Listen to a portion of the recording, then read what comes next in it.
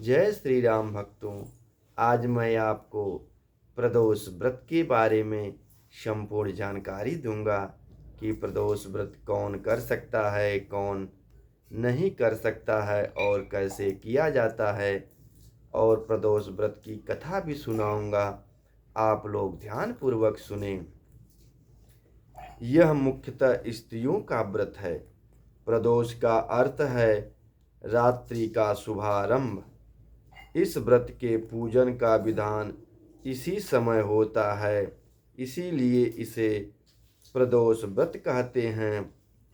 यह व्रत शुक्ल पक्ष और कृष्ण पक्ष की त्रयोदशी को किया जाता है। इसका उद्देश्य संतान की कामना है। यूं इस व्रत को स्त्री पुरुष दोनों ही कर सकते हैं। इस व्रत के उपास्य देव भगवान शंकर हैं। इस व्रत के मुख्य देवता आशुतोष भगवान शंकर माने जाते हैं। अतः सायंकाल को व्रत करने वाले को भगवान शंकर की पूजा करके अल्प आहार करना चाहिए। कृष्ण पक्ष का शनि प्रदोष विशेष पुण्यदायी होता है। शंकर जी का दिन सोमवार है। इस दिन पड़ने वाला प्रदोष सोम प्रदोष कहलाता है।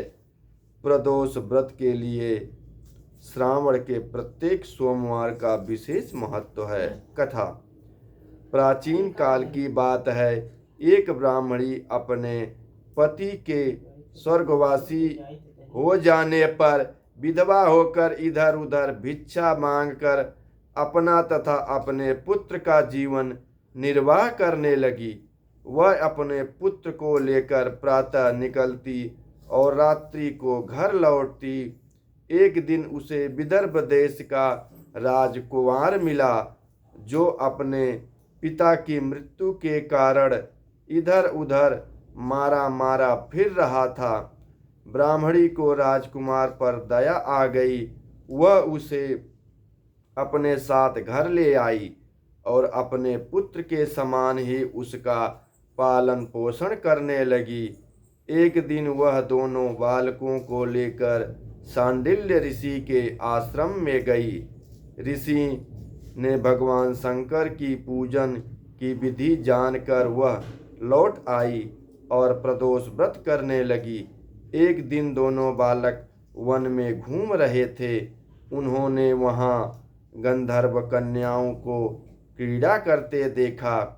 ब्राह्मण कुमार तो घर लौट आया, किंतु राजकुमार अंशुमति नामक गंधर्व कन्या से बात करने लगा। वह देर से घर लौटा। दूसरे दिन भी उसी स्थान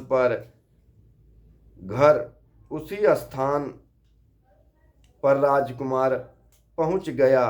अंशुमति अपने माता पिता के साथ बैठी हुई थी।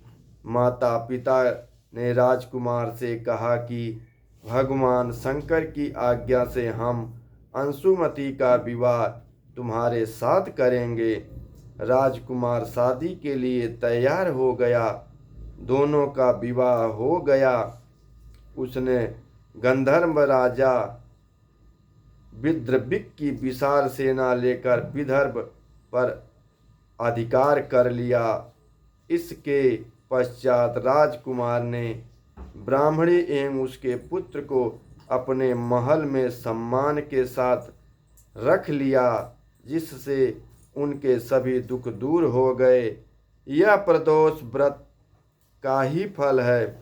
उस समय से ही प्रदोष व्रत का महत्व बढ़ गया।